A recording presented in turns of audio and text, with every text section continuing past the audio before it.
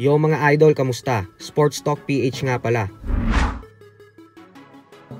Ang pagdayo kay Inoue, pag-usapan natin yan mga idol. Ngunit bago ang lahat ay huwag kakalimutang mag-subscribe at i-click ang notification bell button for more sports talk.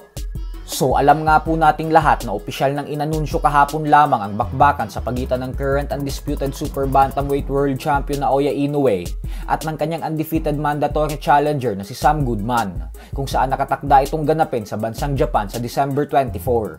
Subalit bukod nga po dyan, ay ang isa pang naging agaw eksena sa boxing community kahapon ay ang pagdayo sa Japan ni Turki Al-Sheikh ng Saudi Arabia upang kausapin ito ng personal si Inoue.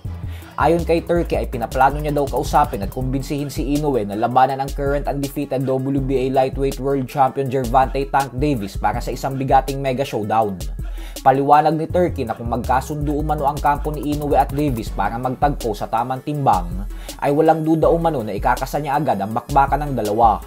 Kilala po kasi si Turki sa paggawa ng matitinding laban sa boxing, katulad ng Bivol vs Beterbiev, Tyson Fury vs Alexander Usyk, at marami pang iba.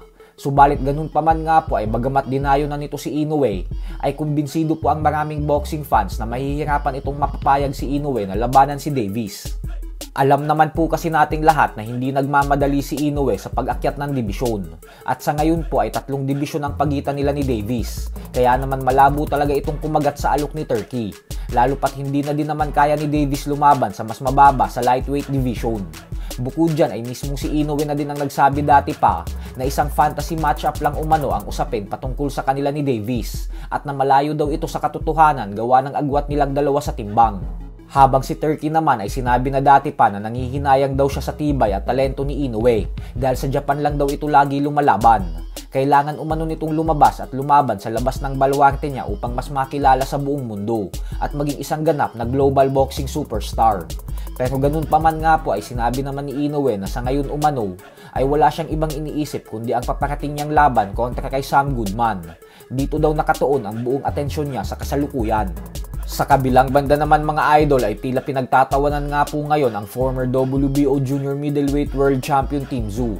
Para po kasi sa mga hindi nakakaalam ay bago ng kanyang masaklap na pagkatalo via third round knockout sa kamay ng current undefeated IBF Junior Middleweight World Champion Bakram Murtazaliev, ay lakas loob pong sinabi ni Tim Tszyu na wala daw siyang pangangamba sa laban na ito dahil maliwanag naman umano na sobrang taas ng level niya kumpara kay Bakram.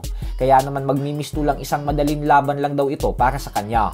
Subalit ngayon nga po na nakita natin na kabaliktaran ang naging resulta kung saan lumabas na si Tim Tszyu ang wala sa level ni Bakram, ay binabalikan na ngayon ng mga fans ang sinabi ng Australian fighter. Madami din ang kumbinsido na ito na daw ang katapusan ng career ni Tszyu. Gawa nang na-expose daw talaga ito ng husto sa laban niya kay Bakram. So hanggang dito na lang po muna tayo mga idol.